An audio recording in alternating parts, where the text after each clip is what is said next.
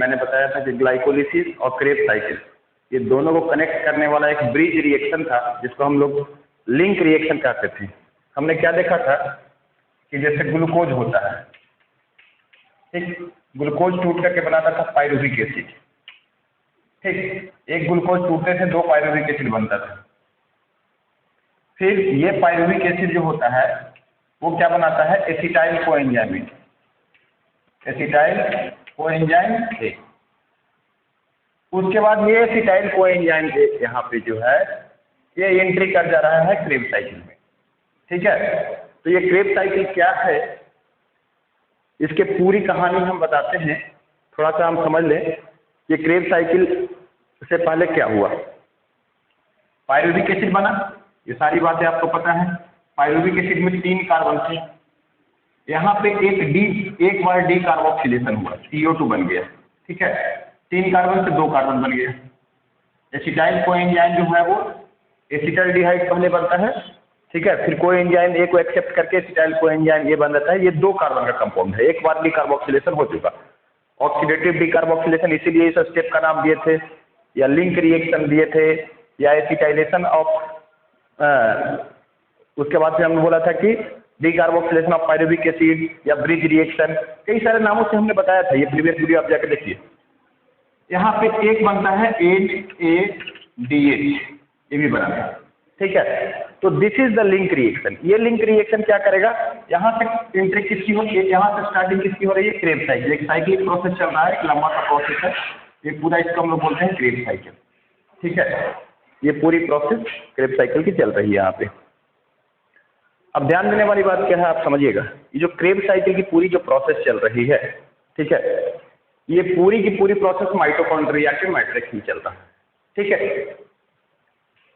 Glycolysis कहाँ हुआ था, साइटोप्लाज्म में, यानी माइटोकॉन्ड्रिया से बाहर। तो कई बार ये पूछा जाता है कि एक ग्लूकोज की कंप्लीट ब्रेकडाउन होने में माइटोकॉन्ड्रिया के अंदर में कितना ATP बनेगा। कई बार ये पूछा जाता है एक बार क्रेब्स साइकिल में कितने ATP बनेंगे। कई बार ये पूछा जाता है कि एक पायरुविक एसिड से कितने ATP बनेंगे अगर उसका कंप्लीट ब्रेकडाउन हुआ तो। एक एसिटाइल कोएंजाइम ए को कंप्लीट ब्रेकडाउन करने से कितने ATP बनेंगे। कई तरह के सवाल फॉर्मेट किए जाते हैं, जितने NADH2 बनेंगे, नॉट NADPH2, वो रेस्पिरेशन की बात है, फोटोसिंथेसिस की प्रोडक्ट है, वो लाइट रिएक्शन का प्रोडक्ट है। अभी हम NADH2 की बात करेंगे। तो क्वेश्चन किसी भी तरीके से फॉर्मेट किया जा सकता है, और हर एक क्वेश्चन को हम बारीकी से अगर हम समझना चाहते हैं तो उनकी बारीकियों को हमें देखना पड़ेगा कि थोड़ा सा भी टर्म दिया ना क्वेश्चन में, तो दिमाग अगर पूरी कांस्टेंट तरीके से नहीं सोचेंगे तो गलती हो सकती है। ध्यान दीजिए। तो यहाँ तक के मेरे ख्याल से मैंने प्रीवियस वीडियो में बताया था। अब आगे हम चलते हैं क्रेब्स साइकिल। इस क्रेब्स साइकिल को जो डिस्कवर किया है वो साइंटिस्ट का नाम है सर हांस क्रेब्स, इसलिए उनके नाम का सम्मान देने के लिए इसे हम क्रेब्स साइकिल भी कहते हैं। इसमें जो पहला कंपाउंड बनता है वो 6 कार्बन का कंपाउंड होता है, और इसमें 3 कार्बोक्सिलिक एसिड होते हैं, सिट्रिक एसिड होता है, इसलिए इसको हम लोग बोलते हैं सिट्रिक एसिड साइकिल, या इसे बहुत फेमस नाम से जाना जाता है try carboxylic acid. 3 carboxylic acid होता है इसमें, ठीक है। तो ट्राई कार्बोक्सिलिक एसिड साइकिल, ठीक है। शॉर्ट फॉर्म में उसको हम लोग लिखते हैं TCA साइकिल, राइट। इसको शॉर्ट फॉर्म में क्या बोलते हैं, TCA cycle, that is called try carboxylic acid cycle, ठीक है। एग्जामिनर का ज्यादा हमने मानसिकता देखा है कि वो क्रेब्स साइकिल नहीं, बार बार TCA साइकिल लिखते हैं। तो TCA साइकिल मतलब क्रेब्स साइकिल, ठीक है, क्योंकि सिट्रिक एसिड एक प्रकार का ट्राई कार्बोक्सिलिक एसिड है। अब यहाँ पे क्या होना है, यहाँ पे 2 कार्बन को तोड़ना है। देखो इस एसिटाइल कोएंजाइम ए के पास 2 कार्बन है, देखिए यहाँ पे 2 कार्बन है। अब ये 2 कार्बन को तोड़ करके दोनों को कार्बन डाइऑक्साइड के बाहर में निकालना है। इसका मतलब ये पूरी क्रेब्स साइकिल में कितनी बार डिकार्बोक्सिलेशन की प्रोसेस होने वाली है, 2 बार, ठीक है। एक बार अगर क्रेब्स साइकिल चलेगा तो 2 बार कार्बन डाइऑक्साइड बाहर निकलेगा, 2 स्टेप में कार्बन डाइऑक्साइड बाहर निकलेगा, डिकार्बोक्सिलेशन की प्रोसेस होगी, क्योंकि यही 2 कार्बन को बाहर निकलना है। अब ये पूरी क्रेब्स साइकिल को चलाने के लिए, ठीक है, ऑक्जेलोएसिटिक एसिड, ऑक्जेलोएसिटिक एसिड कितने कार्बन का है, this is a 4 carbon compound. ये 4 कार्बन का कंपाउंड है और ये 2 कार्बन का कंपाउंड है। 4 इधर और 2 इधर, ठीक है। ये अपना काम करने के लिए, रिएक्शन चलाने के लिए इसको सहायता लेना पड़ा इसको, ऑक्सिजन एसिटिक एसिड का। लेकिन इसको ब्रेकडाउन कितना करना है, 2 ही कार्बन ब्रेकडाउन करना है। तो इसका मतलब ये लॉस बाद में क्या करेगा, ये 4 कार्बन को रिटर्न करेगा इधर लाकर, ठीक है, 4 कार्बन को रिटर्न करेगा इधर लाकर। तो इस तरीके से सारा ये साइकिल चलेगा। तो इस साइकिल को डिटेल से हम पढ़ते हैं। फिलहाल इस साइकिल में जितने भी स्टेप में मैं लिखा हूँ प्रोडक्ट, है ना, ये सारे इंटरमीडिएट प्रोडक्ट हैं। ये कॉम्प्लेक्स रिएक्शन है और बीच बीच के प्रोडक्ट आए हैं। तो इन सारे प्रोडक्ट को हम कैसे याद दिखा देते हैं, जैसे कि हमने स्टार्ट किया है, सिट्रेट हो गया, सिस एकोनेटेट हो गया, आइसोसाइट्रेट हो गया, अल्फा कीटोग्लूटरेट, सेक्शनल। तो ये सब सारे जो इंटरमीडिएट प्रोडक्ट बने हैं, डिफरेंट प्रोडक्ट बने हैं, उनके बारे में भी याद करना है।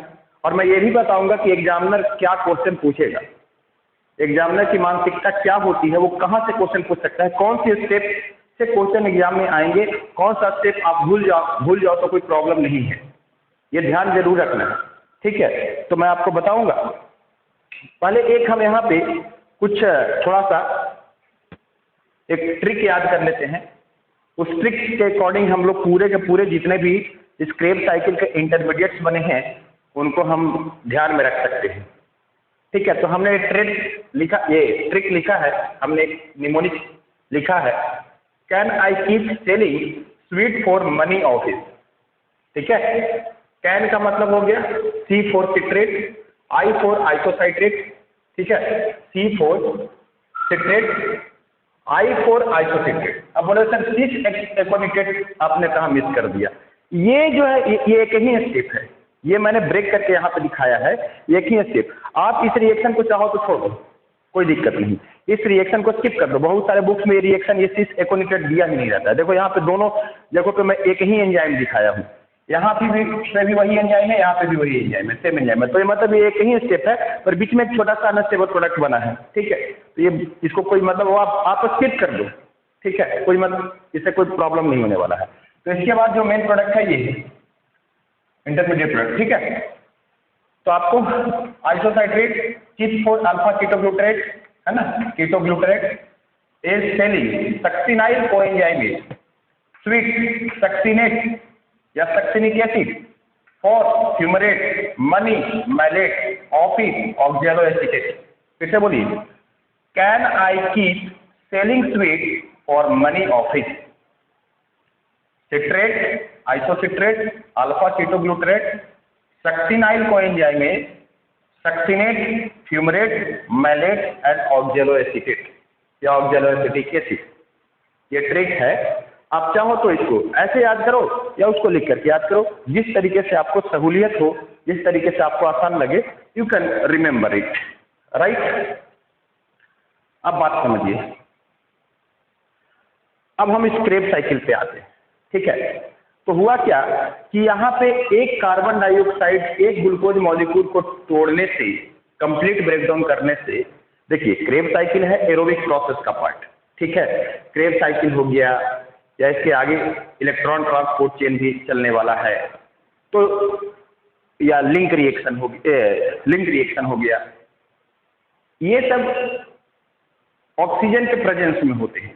ग्लाइकोलिसिस जो होता है वो ऑक्सीजन के एब्सेंस में होता है, वो एनारोबिक प्रोसेस है। लेकिन ये सब ऑक्सीजन के प्रेजेंस में होता है, ये एरोबिक प्रोसेस का पार्ट है, ठीक है। तो ये सारी चीज जो है ये माइटोकॉन्ड्रिया के अंदर में हो रहा है। अब ये कंप्लीट ब्रेकडाउन जब ग्लूकोज का होगा, यानी कि ऑक्सीजन जब अवेलेबल होगा, तो 6 कार्बन डाइऑक्साइड बनेंगे। क्या हमने बोला कि अगर आप एक ग्लूकोज को अगर आप कंप्लीटली ब्रेकडाउन करते हो बेटा, तो 6 जो है वो कार्बन डाइऑक्साइड निकलेगा, 6 CO2 आपको मिलेंगे, 6 CO2 आपको मिलेंगे। ये पॉइंट आपको याद रखना चाहिए। तो कैसे 6 CO2 मिलेगा, इसको जरा समझने की प्रयास करते हैं। पहले हम आपको क्रेब साइकिल बताते हैं, फिर बहुत देखो होता क्या है, मैं आपको पहले बता चुका हूँ। और प्रीवियस वीडियो को आप देखो तो मैं पूरी बात बता चुका हूँ, और मुझे लगता है कि 2 वीडियो में ये बात बताया हूँ, ठीक है। एक बार एक ग्लूकोज को तोड़ने पे एक ग्लाइकोलिसिस होता है, 2 लिंक रिएक्शन होता है, और 2 बार क्रेब साइकिल होता है। तो एक क्रेब साइकिल में अभी मैंने क्या बताया, 2 कार्बन डाइऑक्साइड निकलेगा। तो 2 बार क्रेब साइकिल होना है ग्लूकोज टूटने से। तो एक ग्लूकोज टूटने के लिए 2 बार क्रेब साइकिल होना है, यानी कि 4 कार्बन डाइऑक्साइड इधर निकलेंगे। ठीक है, लिंक रिएक्शन में 1 कार्बन डाइऑक्साइड निकलना है, तो लिंक रिएक्शन कितनी बार होनी है? 2 बार। तो 2 कार्बन डाइऑक्साइड इधर और 4 इधर, कितना? 6 कार्बन डाइऑक्साइड निकल गया ना। ठीक है, तो बात है कि आप हर चीजों को समझना। ठीक है, अब मैं क्रेब साइकिल को समझाता हूं, जरा डिटेल से ध्यान से समझने का कोशिश करना। एसिटाइल कोएंजाइम ये बना, ये एंट्री लिया कहां पे? क्रेब साइकिल में एंट्री लिया, और ये 2 कार्बन का था, 4 कार्बन, जिसको ऑक्जेलो एसिटिक एसिड या ऑक्जेलो एसीटेट कह सकते हैं। ऑक्जेलो एसीटेट के साथ रिएक्शन करने के बाद 4 ये और 2 ये 6 कार्बन का कंपाउंड बना। This is the 6 carbon compound. तो फर्स्ट स्टेबल जो प्रोडक्ट होता है वो 6 कार्बन का होता है, उसका नाम होता है साइट्रेट। इसलिए कई बार आप चाहो, ऐसा तो क्वेश्चन में आता नहीं है, लेकिन आप चाहो अपनी इच्छा का, आत्मा का संतुष्टि देना चाहो तो इसको C6 साइकिल कर दो, कोई दिक्कत वाली बात नहीं है।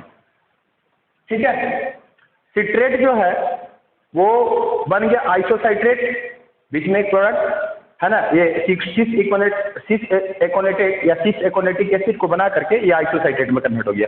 तो आप डायरेक्ट इसी स्टेप को रिएक्शन करो, एक ही स्टेप में आप चाहो तो पूरा रिएक्शन को बना दो, कोई दिक्कत नहीं। ठीक, उसके बाद फिर आइसोसाइट्रेट बना, तो यहां तक ये भी 6 कार्बन, ये भी 6 कार्बन, 6 कार्बन,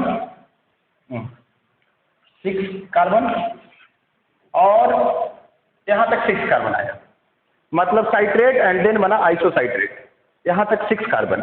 यहां से हुआ एक बार डिकार्बोक्सिलेशन, मतलब 1 कार्बन डाइऑक्साइड बाहर निकला, देखो निकला ना। तो यहाँ 6 कार्बन से 1 कार्बन गया। अब वो कार्बन किसका गया है? इसका नहीं गया है, वो कार्बन इसका टूटा है। ठीक है, ये अपना कार्बन को तोड़ करके बाहर फेंका। ठीक है, डिकार्बोक्सिलेशन हो गया, तो बन गया अल्फा कीटोग्लूटारेट। अब यहाँ मैंने कलर चेंज कर दिया, इसका मतलब आप समझो, मैंने ब्लू कलर कर दिया, तो इसका मतलब यहाँ पे प्रोडक्ट अलग हो गया, यहाँ पे प्रोडक्ट का कार्बन चाहिए, तो यहाँ पे कितना कार्बन? 5 कार्बन रहा। तो पूरे साइकिल में आप देखो बच्चों, अल्फा कीटोग्लूटारिक एसिड एक अकेला ऐसा कंपाउंड है जो 5 कार्बन का बना हुआ है, नहीं तो ये सब जो है वो 6 कार्बन के बने हुए हैं। ठीक है, ये 6 कार्बन के बने हुए हैं, ये 4 कार्बन का है। फिर जो है वो आगे चलोगे तो ठीक है, एक चीज समझिए, हाँ ये 5 कार्बन का है, फिर ये 4 कार्बन हो गया, ये 4 कार्बन हो गया, 4 कार्बन, ये 4 कार्बन, ये सब आगे 4 कार्बन हो गया। तो ये समझने वाली बात है कि आपसे पूछ सकता है कि 4 कार्बन कंपाउंड कौन होता है, 5 कार्बन कंपाउंड कौन होता है, 6 कार्बन कंपाउंड कौन होता है। तो ये समझने वाली बात है, ये दिमाग में रखने वाली बात है। बहुत लोग अगर नहीं रखते तो उनको एग्जाम में प्रॉब्लम होता है सॉल्व करने में। ठीक है, तो अल्फा कीटोग्लूटारिक एसिड जो है वो 5 कार्बन का कंपाउंड है। इसके पहले सब 6 कार्बन चल रहे थे, इसके बाद आगे देखोगे फिर एक बार डिकार्बोक्सिलेशन होकर के 4 कार्बन मेंटेन हो जाएगा सर, क्योंकि 4 कार्बन आपने लिया था, 4 कार्बन आपको मेंटेन करना ही है। ठीक है, समझ में आ गया। अब देखो 5 कार्बन जो है अल्फा कीटोग्लूटारेट, उसने फिर से एक बार फिर से कार्बन डाइऑक्साइड को बाहर निकाला, उसने एक बार फिर से कार्बन डाइऑक्साइड को बाहर निकाला, तो अब बन गया सक्सिनाइल कोएंजाइम ए। अब यहाँ से बच्चों क्या है, यहाँ से 4 कार्बन मेंटेन होगा, 4 कार्बन 4 कार्बन 4 कार्बन 4 कार्बन, ठीक है, और 4 कार्बन है, आगे तक ये 4 कार्बन को मेंटेन किया। ठीक है, ये 4 कार्बन लिया था, इसको 4 कार्बन रिटर्न कर दिया, तो 2 बार डिकार्बोक्सिलेशन लगातार हुआ, अल्फा कीटोग्लूटारेट आइसोसाइट्रेट से अल्फा कीटोग्लूटारेट बनने में, अल्फा कीटोग्लूटारेट से सक्सिनाइल कोएंजाइम ए बनने में 2 बार लगातार जो है वो डिकार्बोक्सिलेशन की प्रोसेस हुई। तो अगर 4 कार्बन का पूछे तो इतने सारे ऑप्शन हो सकते हैं, 6 कार्बन का पूछे तो इतने सारे ऑप्शन हो सकते हैं। तो एग्जामिनर को भी पता होता है कि उनको नॉलेज टेस्ट करने से मतलब नहीं होता है, वो देखते हैं कि बच्चा जो है वो IQ लेवल अच्छा है कि नहीं, बच्चे चीज़ों को समझता है कि नहीं। वो आपको 5 कार्बन वाला पूछेंगे एग्जाम में, एनालाइज करोगे क्वेश्चन को तो आपको सब चीज़ पता चलेगा कि कैसे एग्जाम में क्वेश्चन सेट कर रहा है, उसके दिमाग में चलता क्या है। एग्जामिनर जो है, आप ही खुद एग्जामिनर बनोगे तो आप क्या सोच सकते हो उसके बारे में, है ना भाई। लेंदी चीज़ें नहीं पूछी जाती एग्जाम में, ट्रिकी चीज़ें पूछी जाती है। 5 कार्बन का कंपाउंड अल्फा कीटोग्लूटारेट, पहली बात। दूसरी इंपॉर्टेंट क्या पूछी जा सकती है एग्जाम में, फिर आप देखो सक्सिनाइल कोएंजाइम में सक्सिनेट, फिर फ्यूमरेट, फिर मैलेट, फिर ऑक्जेलोएसिटेट। ठीक है, तो पहला तो ये, दूसरी जो है वो एक बहुत इंपॉर्टेंट चीज पूछी जाती है कि यहाँ यहाँ डायरेक्ट जीटीपी बना है, जीटीपी का हो या एटीपी का हो, एक जीटीपी जितना बना है 1 GTP is equal to 1 ATP, 1 ATP, क्योंकि दोनों एक बराबर एनर्जी देते हैं, है ना। तो इसको बोलते हैं सबस्ट्रेट लेवल फॉस्फोरिलेशन, एसएलपी। मैंने आपसे कोई क्वेश्चन पूछेगा कि एक बार क्रेब साइकिल होगा तो उसमें कितने बार एसएलपी होगा, बोलिए कितनी बार एसएलपी होगा। एक बार क्रेब साइकिल होने में एक बार एसएलपी होगा।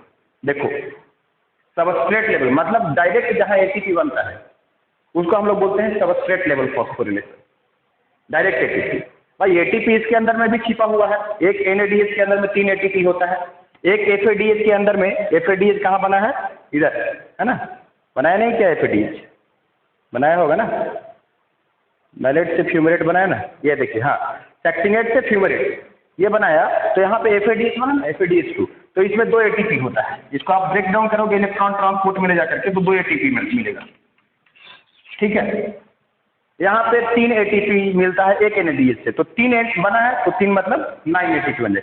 तो आप वो तो बाकी बातें बताता हूँ, ठीक है। तो इस तरीके से आपको कभी पूछ सकता है। तो एसएलपी कहाँ पे होता है, याद रखना है इस स्टेप को, सक्सिनाइल कोएंजाइम से सक्सिनेट बनने में this step is called substrate level phosphorylation. एक बार क्रेब साइकिल में कितना एसएलपी हुआ, एक बार सबस्ट्रेट लेवल, एक बार पूरी क्रेब साइकिल चलने में कितनी बार एसएलपी हुई, एक बार हुई ना। तो ये बात भी आपको याद रखना है। अब तीसरा क्वेश्चन आपसे क्या पूछा जा सकता है, एसएलपी दूसरा इंपॉर्टेंट मैंने बताया, एक मैंने बताया कि अल्फा कीटोग्लूटारिक एसिड याद रखना है। तीसरी इंपॉर्टेंट चीज होता है एक बार क्रेब साइकिल चलने में कितने एनएडीएच बनते हैं। तो देखो 1 2 3, जहां पे भी बना है बेटा वहां पे डीकार्बोक्सिलेशन, यहाँ डीकार्बोक्सिलेशन, यहाँ डीकार्बोक्सिलेशन, यहाँ पे ऑक्सीडेशन, यानी ये भी ऑक्सीडेटिव डीकार्बोक्सिलेशन, ऑक्सीडेटिव डीकार्बोक्सिलेशन, और ये भी ऑक्सीडेशन, यहाँ कार्बन डाइऑक्साइड नहीं निकला है। तो जहां पे भी एनएडीएच बना है वहां पे एक एंजाइम काम किया है डीहाइड्रोजिनेज। तो 3 एंजाइम तो मेरे को ऐसे ही याद हो गया। देखो यहां भी मैंने लिखा है डीहाइड्रोजिनेज, यहां भी डीहाइड्रोजिनेज और यहां भी डीहाइड्रोजिनेज। आइसोसाइट्रेट से बना अल्फा कीटो, तो आइसोसाइट्रेट डीहाइड्रोजिनेज, अल्फा कीटोग्लूटरेट है कैसे, तो अल्फा कीटोग्लूटरेट डीहाइड्रोजिनेज, और मैलेट से बना होगा तो मैलेट डीहाइड्रोजिनेज, ठीक है। तो यहाँ पे 3 जगह पे, अच्छा एक जगह और डिहाइड्रोजिनेशन हुआ है, देखो यहाँ FADH2 बना है, तो एक जगह और बना है। तो बेटा NADH या FADH2 जहाँ पे भी बना है वहाँ डिहाइड्रोजिनेशन की प्रोसेस हुआ, डिहाइड्रोजिनेज एंजाइम काम किया, और यही एग्जाम में पूछा जा सकता है। ज़्यादा से ज़्यादा एक एंजाइम ये भी पूछा जा सकता है, ये भी पूछा जा सकता है, बहुत ज़्यादा क्रिटिकल केसेस हुआ। पर मैं आपको बता रहा हूँ इंपॉर्टेंट क्या है, आपको कुछ स्किप करना चाहो तो कर सकते हो, मैं बता रहा हूँ कहाँ कहाँ डीकार्बोक्सिलेशन हुआ। तो ये याद रखना, ठीक है, कि आइसोसाइट्रेट से अल्फा कीटोग्लूटरेट बना तो डीकार्बोक्सिलेशन हुआ, और अल्फा कीटोग्लूटरेट से सक्सिनाइल कोएंजाइम ये बना तो, ठीक है। यहाँ को सक्सिनाइल जो है वो कोएंजाइम ए को रिसीव कर लिया है, तो सक्सिनाइल कोएंजाइम ये बना है। तो 2 बार डीकार्बोक्सिलेशन हो गई, एक बार इधर ऑक्सीडेशन हो गया, ठीक है। तो तीनों जगह NADH। तो अब अगर हमसे पूछे तो पूरे के पूरे स्टेप हमको याद रखना चाहिए कि नहीं रखना चाहिए। तो कहाँ कहाँ NADH बना है ये स्टेप आपको याद रखना है, इस रिएक्शन को आपको याद रखना है, इस रिएक्शन को स्टेप। तो 3 स्टेप है, ध्यान से देख लो आप स्क्रीनशॉट लेकर के। एक जगह पे FADH बना है ये, और एक जगह डायरेक्ट ATP बना है। तो अगर मैं कहूँ आपसे पूछूं कि एक बार क्रेब साइकिल चलेगा तो कितने ATP बनेंगे, अगर मैं आपसे पूछूं कि एक बार क्रेब साइकिल चलेगा तो कितने ATP बनेंगे, तो कैलकुलेशन की चीज है, करिए। एक NADH का 3 ATP होता है वैल्यू, एक NADH जब टूटेगा इलेक्ट्रॉन ट्रांसपोर्ट देगा में जाएगा तो 3, तो इसको 3 से मल्टीप्लाई करोगे तो 9 ATP इधर हो गया, और एक FADH, तो एक FADH अगर करोगे FADH2 तो यहाँ पे कितना ATP, 2 ATP, और एक ATP डायरेक्ट बन रहा है, एक ATP डायरेक्ट बन रहा है। तो टोटल कितना ATP बन गया, 9 2 11 1 12, तो 12 ATP। समझ में आया कुछ। हमने क्या बोला कि अगर क्रेब साइकिल एक बार चलता है तो कितने ATP बनेंगे, 12 ATP। कैसे, आपको कैलकुलेशन आपके सामने मैंने की। एक ग्लूकोज को तोड़ने में क्रेब साइकिल में कितने ATP बनेंगे, तो एक ग्लूकोज को तोड़ने के लिए क्रेब साइकिल कितनी बार चलाओगे? 2 बार। तो एक बार में कितनी बार बन रहा है? 24 12, तो 2 बार में कितना बनेगा? 24 24 बन जाएगा। ठीक है, तो ये क्रेब साइकिल आपको समझ में आया कि नहीं आया, है ना? कुछ फार्मूला बने मैंने बताया है, कुछ ट्रिक बताया है। ठीक है, ये सारी बातों को आप ध्यान में रखिएगा और इसको क्विक एक बार रिकैप कर लीजिए, देख लीजिए कहाँ पे कौन कौन से एंजाइम। एक और इम्पोर्टेंट बात जान लीजिए, क्रेब साइकिल में कितने वाटर मॉलिक्यूल्स यूज होते हैं, ये सवाल पूछा जाता है। कितने वाटर मॉलिक्यूल्स यूज होते हैं? 2 वाटर मॉलिक्यूल्स यूज हुआ है, ये पूछा जाता है सवाल। क्रेब साइकिल में कितने वाटर मॉलिक्यूल यूज होता है? देखो, 1 वाटर मॉलिक्यूल्स और 2 वाटर मॉलिक्यूल यूज हुआ है। ठीक है, एक प्रोड्यूस भी हुआ, लेकिन यूज कितना होता है ये याद रखना। तो मुझे लगता है कि सारे सवालों का जवाब आप दे देंगे।